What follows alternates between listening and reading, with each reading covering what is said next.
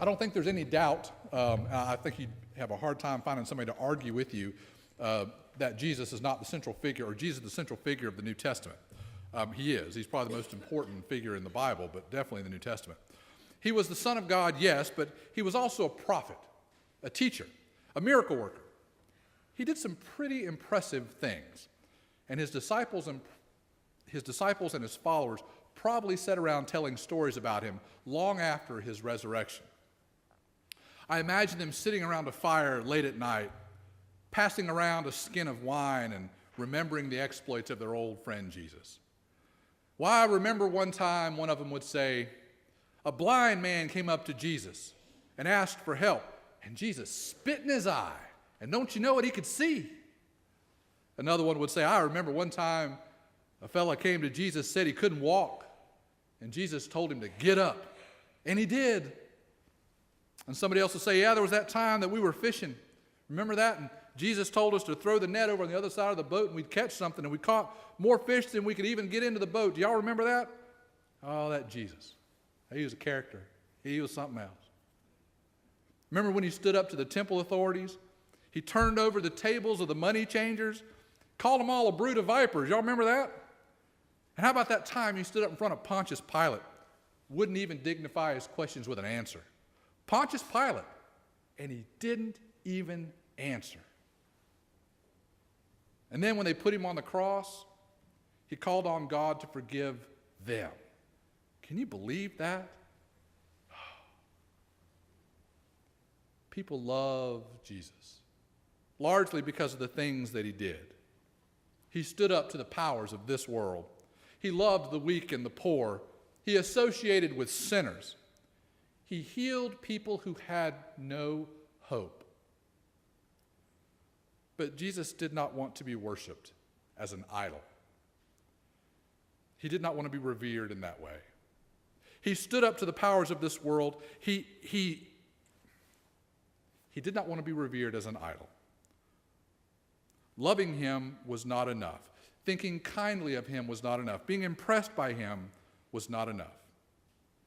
Here in our reading from John, we find one of those great old stories of Jesus. But we also find an incredibly important conversation between Jesus and Peter that casts that story in a little bit of a different light.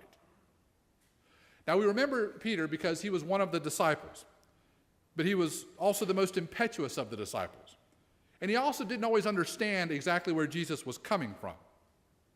He was the first to acknowledge that Jesus was the Messiah, the Son of God. But right after that, Jesus rebukes him, saying, "Get behind me, Satan." And when all the disciples scattered when Jesus was arrested, Peter, and Peter alone, stayed behind and was present in the courtyard during Jesus' trial. But when other people recognized him as one of Jesus' disciples, Peter denied it, said he didn't even know the man. And so here in this story, Jesus asked Peter 3 times, "Do you love me?" And 3 times Peter says yes. Now, part of what we're seeing here is Jesus giving Peter a chance to undo his denial. 3 times Peter denied ever knowing Jesus, but here that betrayal is undone when 3 times Peter proclaims his love for Jesus. But there's something interesting in the way that Jesus asks Peter the question. "Simon, son of John," he says, "do you love me more than these?" When Jesus asks Peter, "Do you love me more than these?" what do you think he means? How should we read that question? I think we can read it one of 2 ways. First of all, I think Jesus may have been asking Peter, "Do you love me more than these other folks who are gathered here in this place?" In other words, is your love for me greater than their love for me? Which I think is an odd sort of question. Why would it matter if Peter's love for Jesus is greater than someone else's? It wasn't a contest. As long as Peter loves Jesus, that seems like it should be enough. But I think Jesus' question to Peter means something else. Jesus could also be asking Peter, "Do you love me more than you love these people and things with which your life is filled?" I imagine Jesus waving his hand at Peter's fishing boat and the lines and the nets and the tools of his trade and even the huge catch that they just hauled in, and asking Do you love me more than these things, your possessions and the tools of your life's work? See, things and stuff can take on tremendous meaning in our lives. Some things we own because they help us do our jobs. Some things we own because they make our lives easier. Some we own because they're sentimental reminders of people and places and events that are important to us. Some things we own because we can't figure out how to get rid of them. But things also represent our careers and our life's work. They represent our families and relationships that are important to us. They represent our goals and our accomplishments and the things that are most important in our lives. As Jesus speaks to Peter, we hear his words as if they were spoken directly to us. Simon, son of John, do you love me more than these? And so we have to answer that question for ourselves. Do we love Jesus more than our families and our homes and our careers and our goals and accomplishments and everything else? And that's a question we have to answer for ourselves. But either way, Jesus draws a connection, as he usually does, between love and doing something about it. It's simply not enough to express love or affection for Jesus. Jesus demands that love be expressed in caring for the people that Jesus loves. If you love me, he says, feed my sheep. Now, if that's the first time you've heard that connection between love of God and love of neighbor made, then either you haven't been coming to this church for very long, or you have been, but you haven't been paying attention during the sermons. And that's okay, I understand. They can get long. Your mind can wander. I will help you, though, for just a moment. I was talking to Mary about a great children's sermon idea I thought. She chose not to use it. So I'm going to use it with you. When we talk about Jesus wanting folks to express their love, it reminds me of the song, If You're Happy and You Know It. Did y'all sing that when you were kids? Right? If you're happy and you know it, clap your hand. Okay, right? So the whole idea of that song is, if you're happy, then your face, your life should really show that, right? I think in the same way, if you love Jesus, your life should show that too. So we could easily sing and jump in as you feel able. If you love Jesus and you know it, feed my sheep. Okay, it's that easy. Come on. If you love Jesus and you know it, feed my sheep. If you love Jesus and you know it, then your life should surely show it. If you love Jesus and you know it, feed my sheep. Okay, all right. You're with me now, right? The mind is not wandering. We are here. We are present. We are in the moment. Loving God means loving God's people. The life of the disciple of Jesus Christ is spent tending and feeding Christ's sheep, particularly those Christ referred to as the least of these. Sometimes it's easy, but sometimes it's very, very hard. During the Sunday school hour over the last few weeks, we've spent a lot of time talking about the refugee crisis in Europe and the Middle East and actually in other parts of the world. War and oppression in places like Syria and Iraq have driven millions of men and women and children from their homes in search of safety and perhaps the chance to start a new life.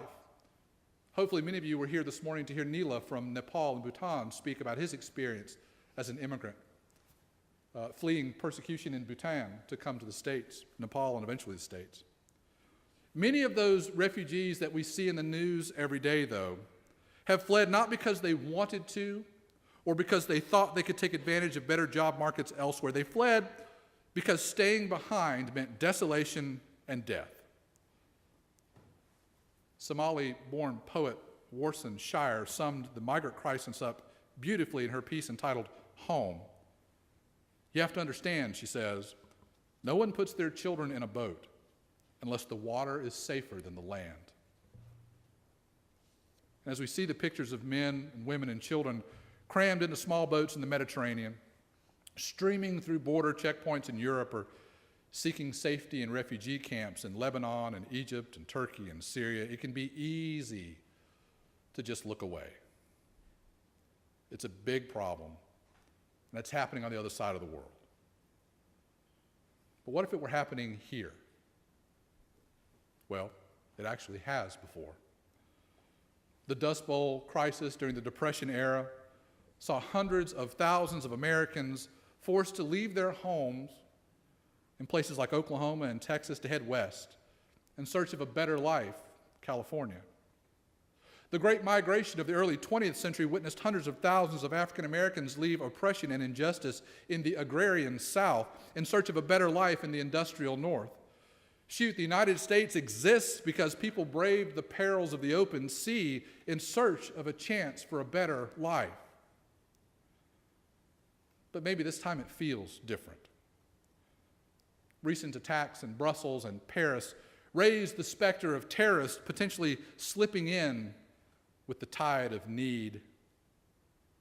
It's easy to see the numbers of people and the depth of need and wonder, how can we help? How can we afford to help? Why should we be expected to help?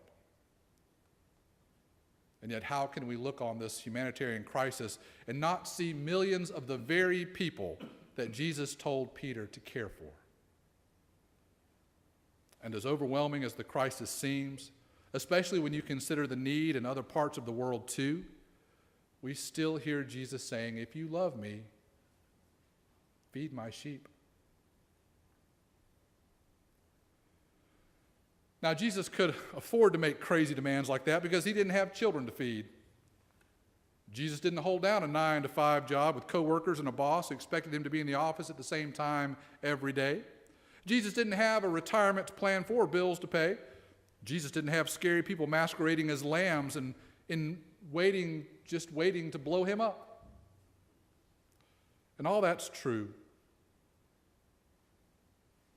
And having those concerns is natural. But allowing those concerns to guide our lives, that's a choice. And if we choose to let those concerns take control, then we probably need to acknowledge that the emotion driving our lives is fear, not love. Some people believe that the opposite of love is hate, but the opposite of love is fear. You see, love opens doors, love takes risks, love makes concern for the other a priority. Fear closes doors, locks them. Fear hunkers down where it's safe. Fear makes concern for the self the main priority. If we claim to be disciples, if we claim to love Jesus, then that love should act out in care and concern for others. But even if we open our hearts to loving those in need and reaching out to care for them, the question that always presents itself is how? The problems of this world can be so overwhelming that it's difficult to know where to begin. You don't want to go out and find the person who looks like they need the most help and just hand them a pile of money. You might actually end up causing more harm than good. But then we all can't hop on a plane and fly to Syria either. So what does it mean to feed the lambs and tend the sheep? Well, in the case of the current refugee crisis in Europe and the Middle East and elsewhere, it means supporting agencies like Presbyterian Disaster Assistance, who are, as we speak, working to rebuild homes in Syria and providing for medical care and education for children in refugee camps. It means working with people like the Community Refugee and Immigration Services, or CRIS, here in Ohio, an agency that works to help immigrants get settled in their new homes. There's Doctors Without Borders, there's the Red Cross, there's the United Nations Refugee Agency, there's lots of folks that are working and that need your help and support. It means choosing to welcome refugees when they're cleared for resettlement in the United States. As an immigrant, it takes on average 1,000 days to wind your way through the stringent review process to gain entry into the United States. So it'll probably be a while before most of those that we see fleeing persecution today begin arriving here. But when they do, we can be ready for them. Ready to provide real support, like housing, food, and medical care, and then other things you might not think about, like beds and linens, and help navigating our culture, which seems pretty clear and easy to us, but can be pretty alien to folks from other places. Perhaps the most important thing we can do today is be an advocate. There's all too often an air of fear in this country, but as we heard from the First letter of John, there is no fear in love. Perfect love casts out fear. Those who would claim that we should close our borders and consider only our safety must be answered by the disciples of Jesus Christ, who understand that loving God and neighbor means welcoming the widow and the orphan and the alien. It means speaking up when the opportunity presents itself. It means not just silently sitting by while others redefine for us what it means to be a Christian. Yes, our news media never lets us forget that there are always reasons to fear. But what these scripture passages that we have read today, and a ton more like them, say to us is this: being a disciple of Jesus Christ means that occasionally we will be expected to act like him. It's just that easy, and it's just that hard. May God give us strength in the effort. To God be all glory, honor, power, and dominion, in this world and in the world that is to come. Amen.